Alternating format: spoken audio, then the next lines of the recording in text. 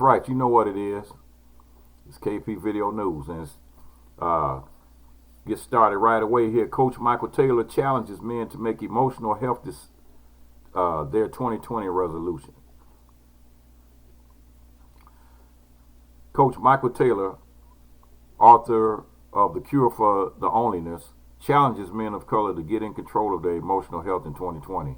In his new book, Coach Taylor provides a blueprint of self-awareness, putting black men in the driver's seat of their lives so that they can create their own realities. According to Taylor, loneliness is a feeling of disconnection and separation from others because of one's race. For black men, this feeling is due to negative stereotypes created by the outside world that black men are forced to contend with daily.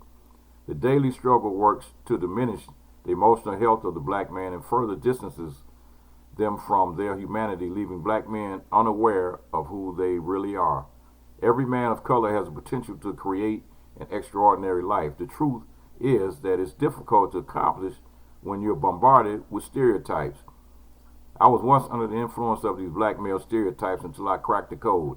Today, I'm living my best life. I wrote this book to share with my black brothers an easy blueprint to overcome the stereotypes and live an extraordinary life. The Cure for Loneliness readers will find 10 toxic stereotypes against black men, the 2 most destructive belief systems that keep black men trapped in mediocrity, how to shatter the glass ceiling with a powerful belief system, the single most powerful mindset shift to broaden your horizon, how your subconscious beliefs shape your immediate reality, getting your mind aligned with your highest goals and vision, the ugly side of positive thinking, how the trap of optimism can be detrimental to achieving your goals, how to find a tribe of like-minded goal-getters to provide mutual support, and the 10 keys of creating healthy, fulfilling, and mutually beneficial relationships. More than a book, The Cure of Loneliness is an interactive journey into self-awareness. Along with the book, Coach Taylor has created a video masterclass imparting the 10 keys to cure loneliness, an online social network that men can join to connect to a tribe of like-minded men connected to bettering themselves, worksheets, podcasts, and much more. Join the movement and take the pledge. Watch Coach Taylor's masterclass webinar and purchase the book, The Cure to Loneliness, A Black Man's Guide to Joy, Passion, and Purpose, out in stores now. For further information about the book or to order a copy, visit www.onlynesscure.com. That's www.onlynesscure.com. www.onlynesscure.com. And I think I'm gonna try to check that out. I mean, that sounds like something, you can never get enough self-awareness. And so, hey, anybody that figures, okay, they got it all together and they can't learn anything more, that's when you defeat yourself, because you can always learn more, especially when it comes to learning more about yourself.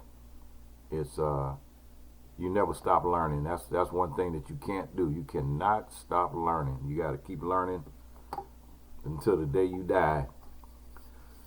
From the projects to becoming a wealthy real estate investor, the new book, Poverty Curse Broken, explains it all. And we have a sister here. Nothing is impossible. That's what Dr. Roberta Hosky wants everyone to understand. This isn't just a commonly spoken platitude, but a mantra, a way of thinking that she wants those reading her book, A Poverty Curse Broken, the Roberta Hosky story, to adapt and apply to their life. In my life story can help inspire and have someone believe it's possible, whatever it is, then to me that's fulfilling, she explained from her car parked in front of the gym. Dr. Hosky's revelatory first publication seeks to show readers how anyone can rise above circumstances to achieve greatness. Known worldwide as Miss Millionaire Mindset, Roberta is a real estate investor, inspirational speaker, entrepreneur, and community activist. Her many accolades and accomplishments include numerous awards from hometown organizations such as New Haven, Connecticut's Chamber of Commerce, African American Affairs Commission, and the New Haven Register Person of the Year, and many others. She has recently been awarded the key to the city of her hometown, New Haven, Connecticut. Roberta has also spoken at the prestigious Yale University, as well as has been subject of numerous news segments, both locally, nationally, and even internationally. She has hosted radio programs to teach others how to break what she has dubbed the poverty curse and the mindset that holds too many from reaching their full potential. Fighting poverty isn't a struggle, she studied in Sociology 101, but lived through like millions of others. So fighting poverty isn't a struggle, but live through. But you live through it. So she remembers standing in church holding her son in the prayer line when her mother encouraged her to jump in, and recalled the pastor pointing to her young son saying, "Look at your son. His life is directly linked to yours, directly linked to what you do." He laid his hands on her and she passed out.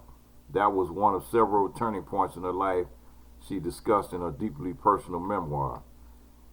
It was enough to make this simple mother on welfare who dropped out of high school ask, "What is my life?" She looked at her condition and recognized she was surrounded by generational poverty and questioned what her son's future would be.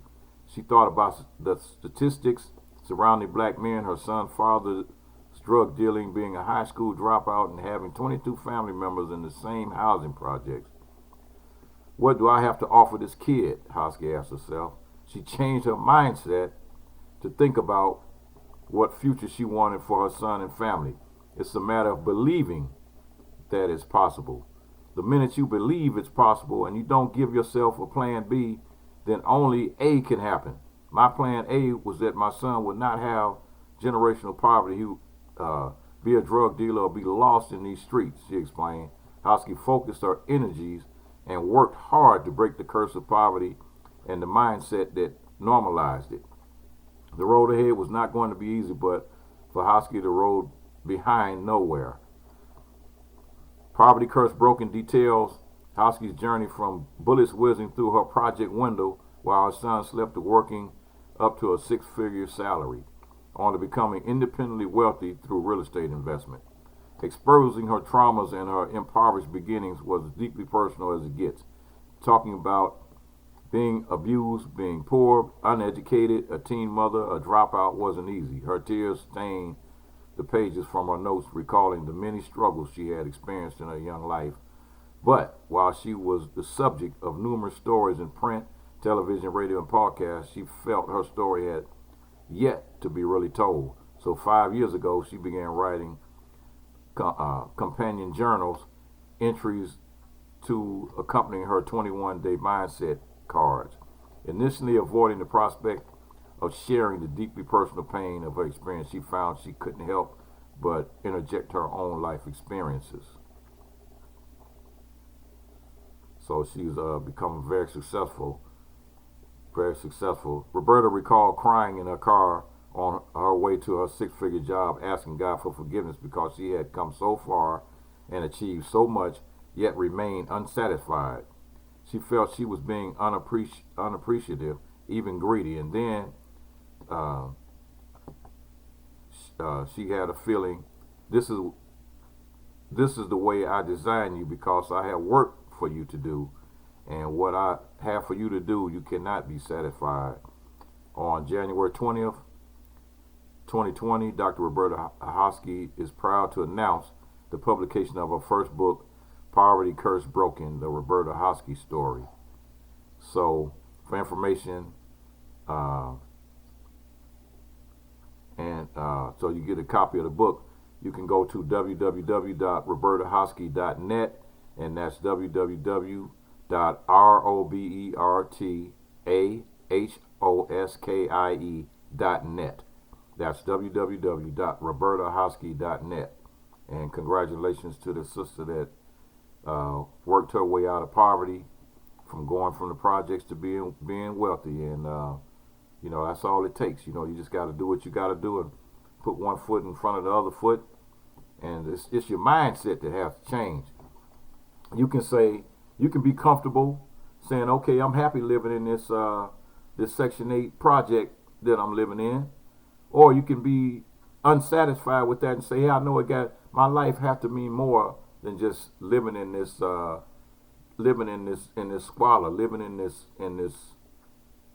state sanctioned project housing that I'm living in, or this low income housing.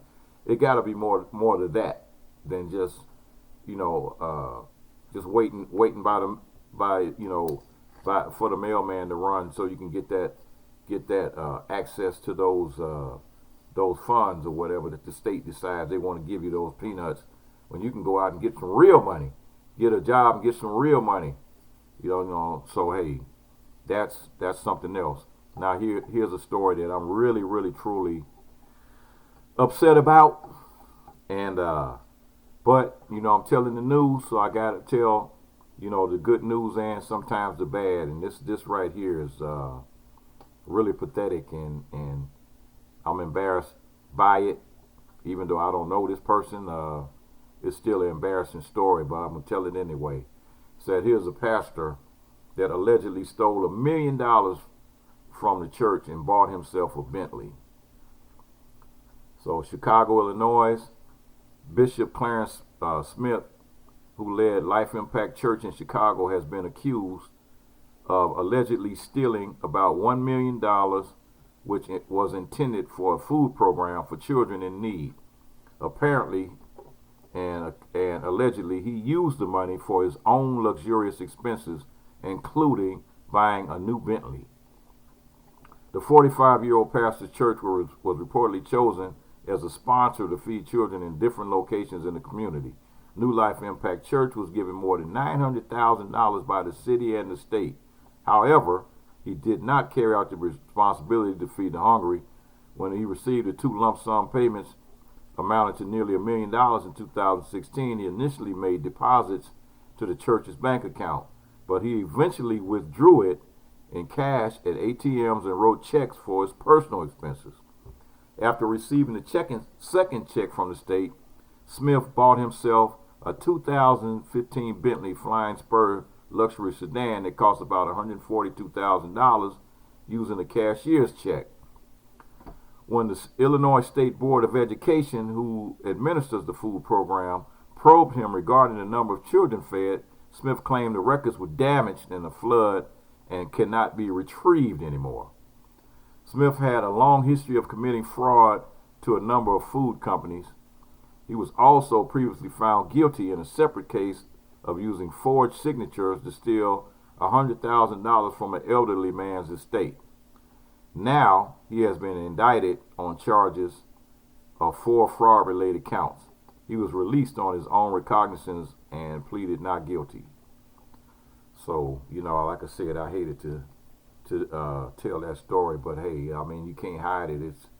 It's just like that's something that we need to know about. If you got people doing wrong and you get caught, people need to know about it. It's like, hey, it ain't snitching when you've actually done it. This is a reality here. So, you stole $1 million from people that needed home. This money was geared toward feeding homeless and hungry people in your community, and you took it and spent it for your own personal gain. So, yeah, you deserve what you get. And if you go to jail for it, hey, that it is what it is. You bit off that one. So that's my story, and I'm sticking with it.